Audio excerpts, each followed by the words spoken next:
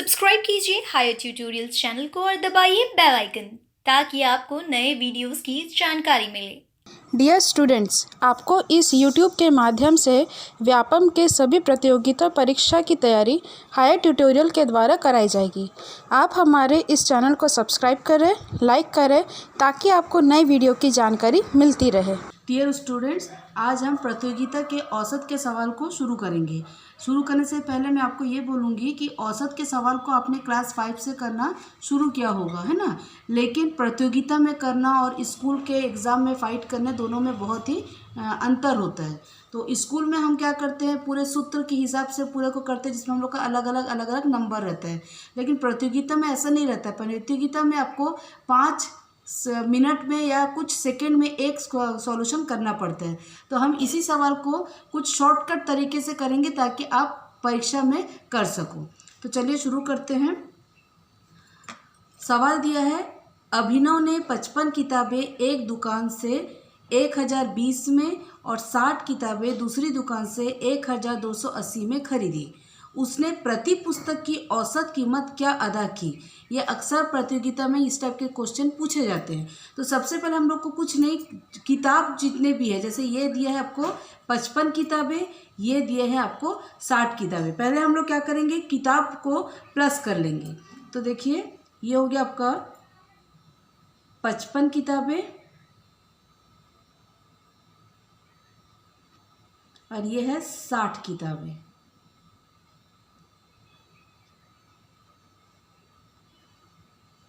तो हमारा ये दोनों किताबों का क्वांटिटी निकल जाएगा। तो ये हो गया 115 किताबें। ठीक है। अब इन किताबों के जितने भी मूल्य है, जैसे 55 किताब का मूल्य कितना है, 1020।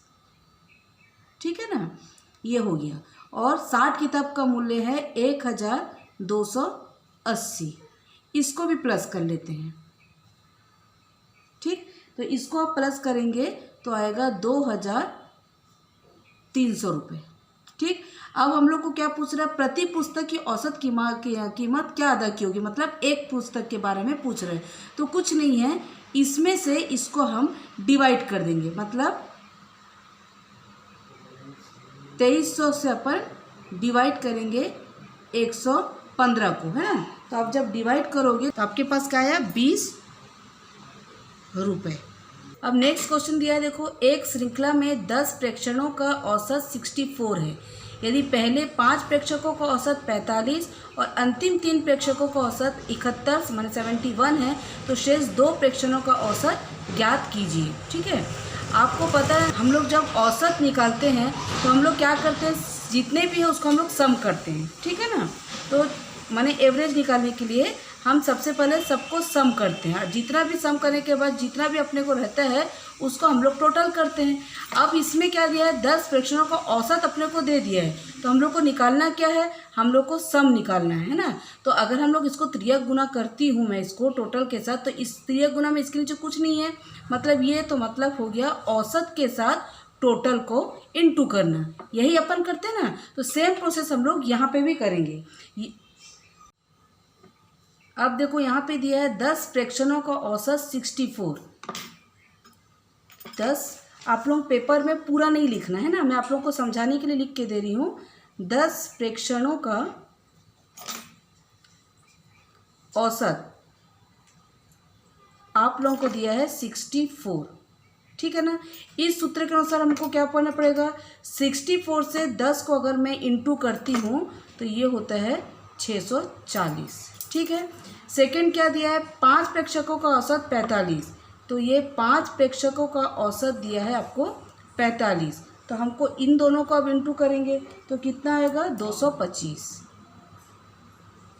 नेक्स्ट दिया है 3 प्रेक्षकों का, तो 3 प्रेक्षकों का औसत कितना दिया है, 71। तो इसका इंटू करेंगे तो आएगा 213। ये हो गया, अपने को निकल गया। अब हम क्या करेंगे, ये पूरे को अपन पहले लिखेंगे। तो ये कितना क्या दिया है, अब इस क्वेश्चन में देखो क्या दिया है, 10 प्रेक्षकों का औसत दिया है 64, मतलब टोटल 10 प्रेक्षक थे, जिसमें से 5 का भी दे दिया है और अंतिम 3 का भी दे दिया है। शेष 2, मतलब 10 में 5 का भी हो गया है, 3 का भी हो गया, शेष 2 का निकालना है। तो टोटल कितना है, तो हम लोग के पास देखो टोटल दिया है 640। तो ये देखो 640, ठीक है। अब ये माइनस करके बाकी जो अपने को 5 प्रेक्षण का दिया है 225, ठीक है, और सेकेंड को प्लस करके 213, ठीक है। अब ये 640 को यहीं पे रहने दो, इन दोनों को जब आप टोटल करोगे तो आएगा, ये आ गया। अब इसको घटा दो तो ये हो गया 202। अब हम लोग को निकालना कितना है, 2 प्रेक्षण का, है ना। तो सिंपल सी बात है, 2 प्रेक्षण का निकालेंगे तो 202 भाग करेंगे 2 से, तो हो गया 101। देखो अपने एक सवाल है, एक आदमी के पास 7 बच्चे थे। जब उनकी औसत आयु 12 वर्ष थी तब 6 वर्ष की आयु में एक बच्चे की मृत्यु हो गई। अब शेष जो 6 बच्चों की अपने को औसत निकालना है। तो देखो 7 बच्चे थे तब उसकी आयु कितनी थी, 12, मतलब 7 गुणित 12 कर दिए तो आ गया 84। अब 84 जब उसका एज था तब एक बच्चा ख़त्म हो गया, मतलब -6 कर दे, अब उसके पास एज आया 78, ठीक है ना। अब हम लोग को क्या निकालना है, 6 बच्चों की औसत निकालना है। तो हम लोग क्या करेंगे, जो बचा आयु माने 78 जब उनकी आयु थे तो 6 बच्चे बचे, तो हम लोग भागित कर देंगे 6 से। तो 78 को 6 से भाग देंगे तब 13 बचेगा।